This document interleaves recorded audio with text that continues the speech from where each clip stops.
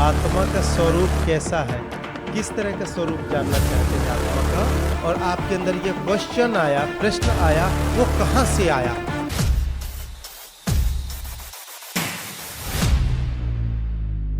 आत्मा का स्वरूप कैसा है? कोई बात नहीं, मेरे दिमाग में माइक है आपका, भले माइक माध्यम रहे पर हम आपका हेल्प कर देंगे, है ना?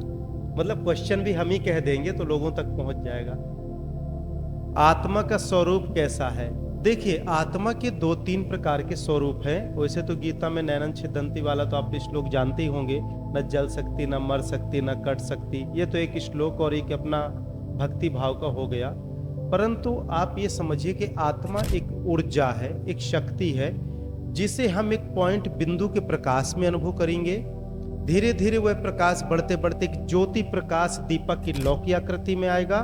फिर उसके बाद उसकी आकृति बढ़ते बढ़ते हूबहू आपके शरीर की आकृति में आएगा।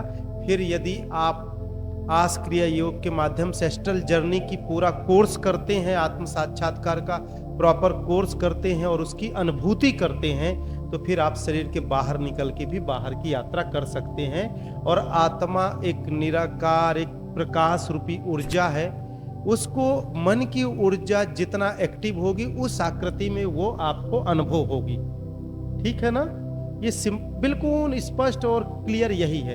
यदि हम कहें कि वो जल नहीं सकती, मर नहीं सकती, कट नहीं सकती, तो एनर्जी तो सब वैसे ही होती है ना? तो वो कहने का विषय नहीं होता। तो उसे एक ज्योति प्रकाश आकृति, एक दीपक की लौ, फ्लेम की आकृति में उसको अनुभव कर सकते हैं आप। ठीक है? इस प्रकार से होता है। पशु योनि है वो आत्मा कहाँ जाती है? मनुष्य योनि की पशु योनि? पशु योनि। देखिए, पशु योनि की जो आत्माएं हैं, 84 लाख योनि में जो क्रम चलता है, तो एक जीव आत्मा जैसे शरीर को छोड़ते हैं तो उनको कुछ ही क्षण में या कुछ ही समय में दूसरी योनियों का प्राप्ति होती है। पर मनुष्य योनि में कई बार हम मनुष्य ही अवतरित होते, रोटेशन चलता है। इसके बाद हम देवलोक स्वर्गलोक में भी जाते हैं। कई बार वहां का पुण्य समाप्त होकर वापस भी आते हैं, और कई बार मोक्ष करोड़ों में कोई पा लेता है तो वो वापस नहीं भी आता।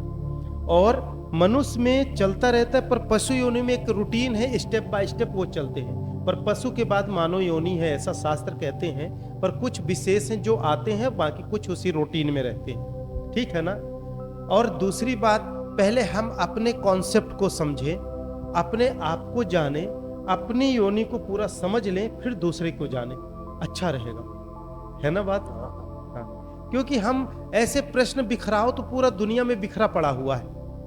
जब तक हमारी रोशनी नहीं बंधेगी, एक फोकस नहीं होगा, तब तक हम अंधकार को चीर के एक रास्ता प्रशस्त नहीं कर पाएंगे, उस मार्ग में नहीं चल पाएंगे। तो पहले कंसंट्रेशन ऑफ माइंड, संकल्पित होके हमें करना है।